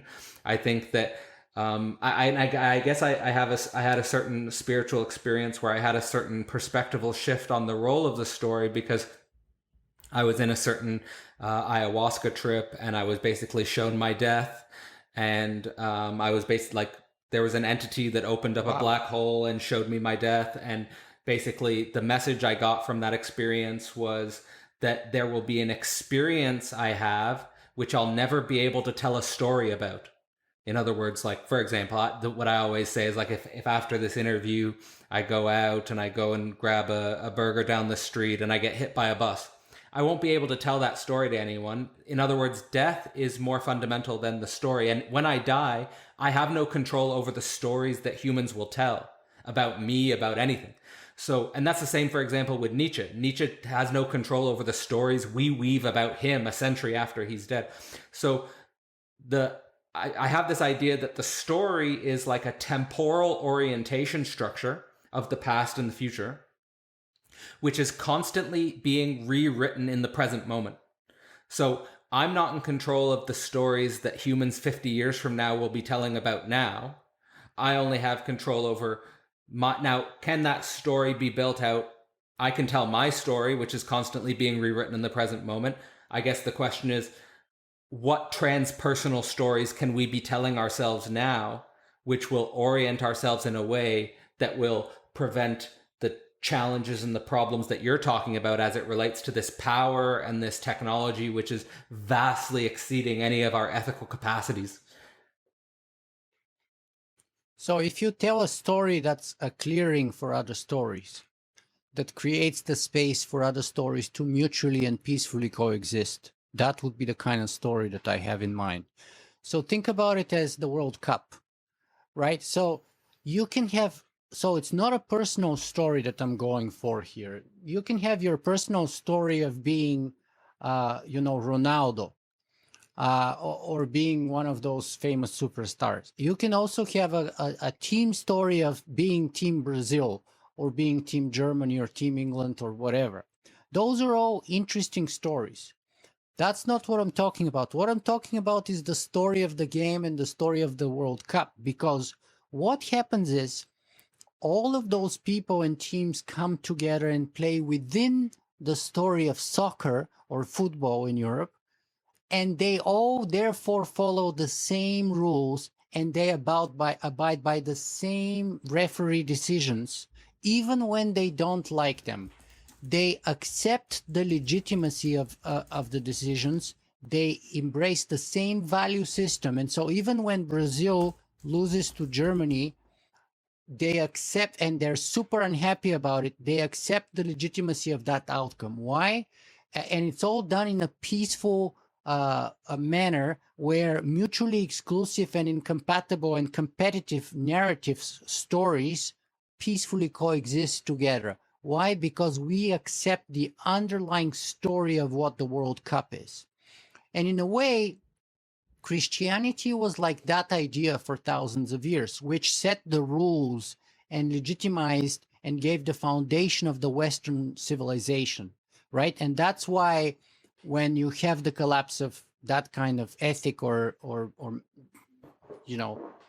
story as Christianity, you open such a vacuum, and you need to replace it. And the tragedy is that in that vacuum, anything is possible, even the worst of crimes, etc. And you must come up with a new narrative to fill that vacuum, to give new meaning, to be able to create that framework for civilizational-wide peaceful coexistence of even mutually incompatible stories.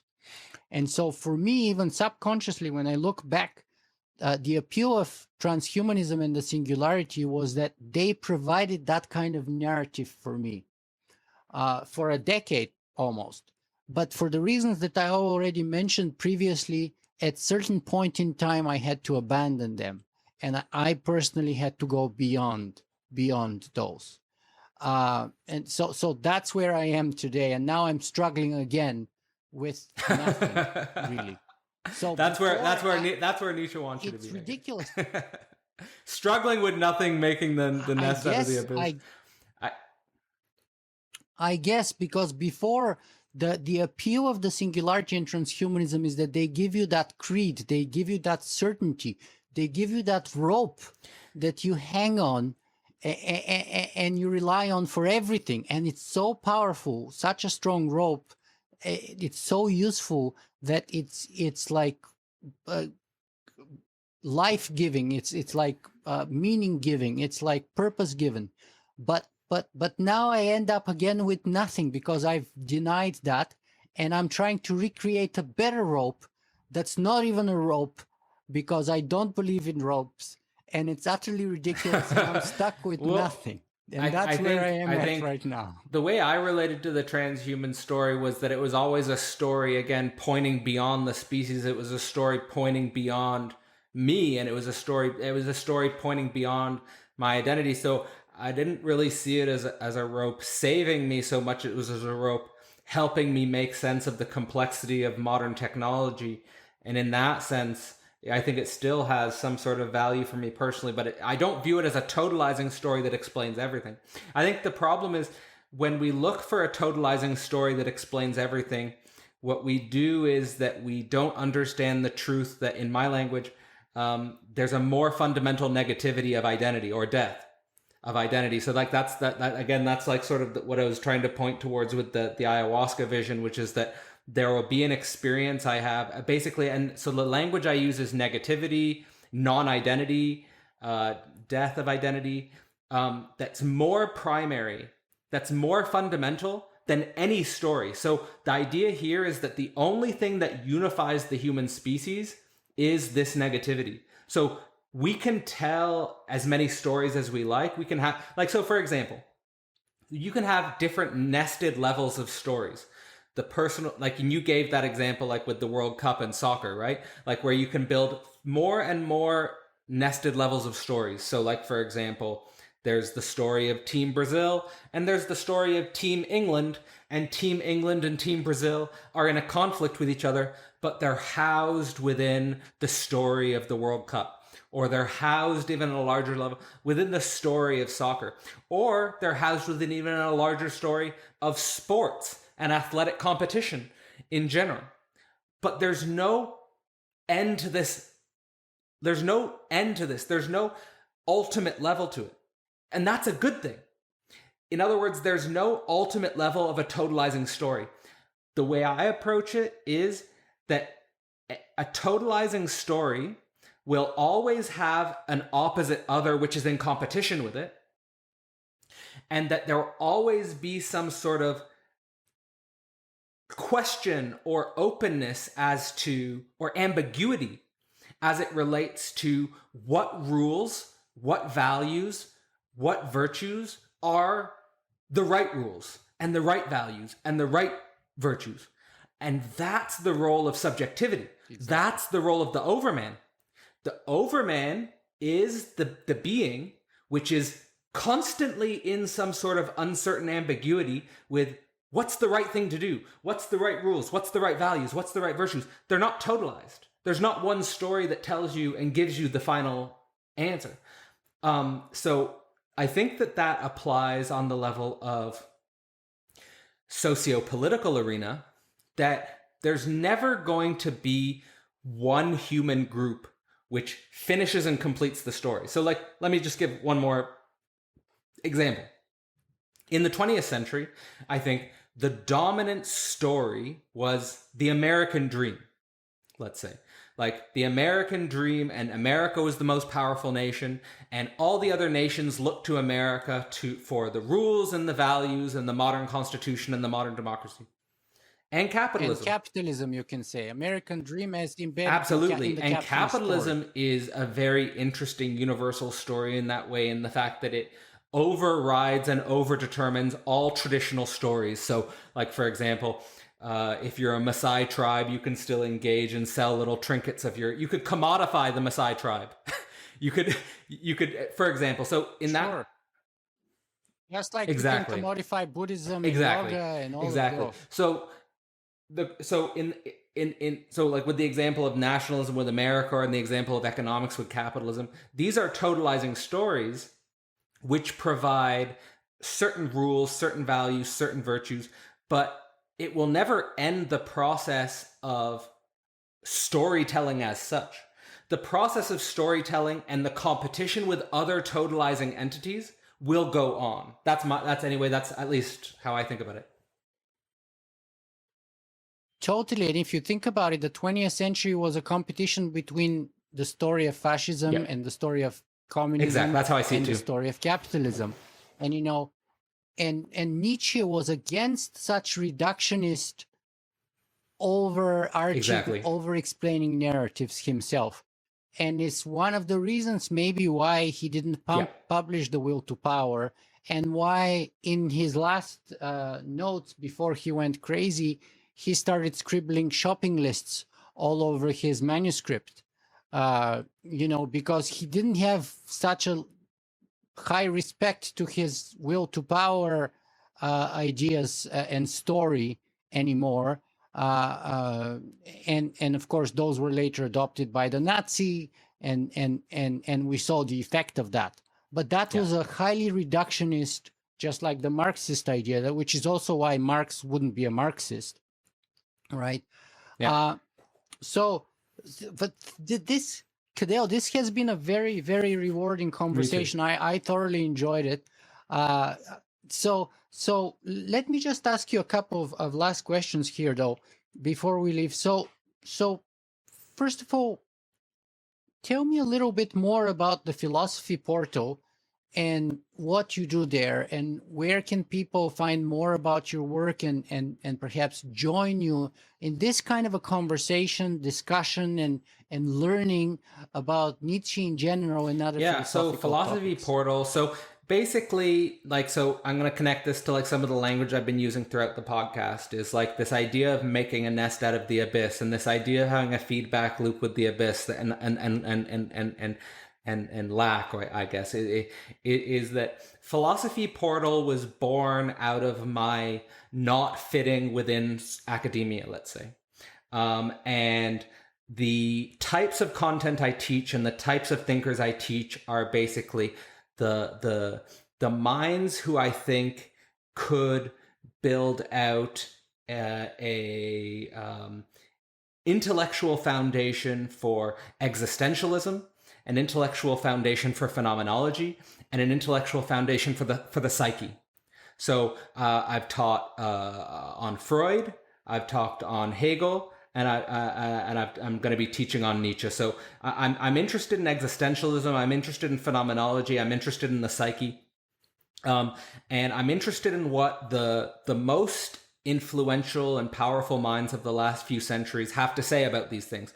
Not to reify them as the correct interpretation, but to not make straw men out of these individuals. So I think the temptation to turning great thinkers into straw men is one of the biggest sins of academic culture. Like, for example, I always think it's a crime when, like, say, for example, we talk about like a Descartes or a Newton, and like we bring out like one little chunk of information and then negate them, like Descartes' cogito, how stupid, like we throw them away, or it's just, I think that we should go into these minds, we should explore them in the full richness of the mind that they were, and again, not reify them as the correct interpretation, but see what an interpretation of them has to say for the present moment.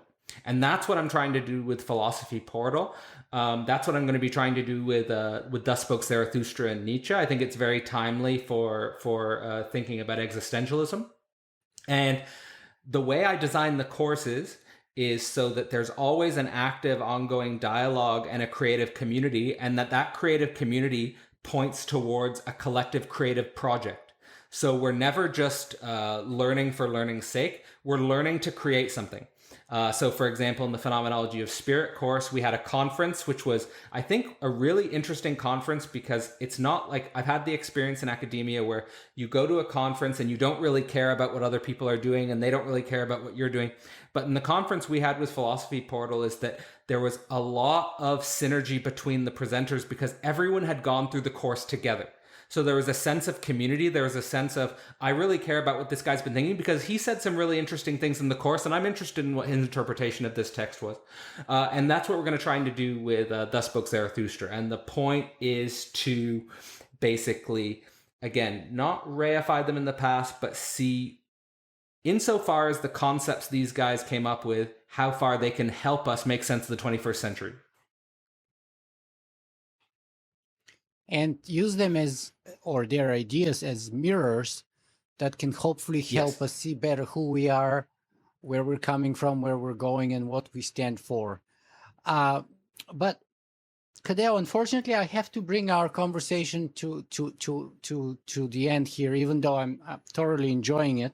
So, what's the best way you want to send us away here? What's the most important message that you want to give our audience? I suppose what I would like to tell the audience is to constantly hold identity and the otherness of identity in a sort of relationship. So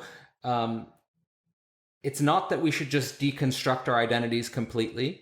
And it's, for non-identity. And it's not that we should just hold on to our identity as it is now. I think we have to have a constant feedback and relationship between identity and difference or identity and otherness of identity. And I think that ongoing negotiation or process is something that brings up a lot of emotional issues and can bring up a lot of negativity. But this is the path, in my view, to overcoming, which requires that you see that what you are is the present. It's not some thing that you're going to be getting in the future. So the path of overcoming lies between identity and difference. That's the way I think about it. Brilliant. Cadell Last, thank you very much for being with us today. Thank you for having me, Nicola.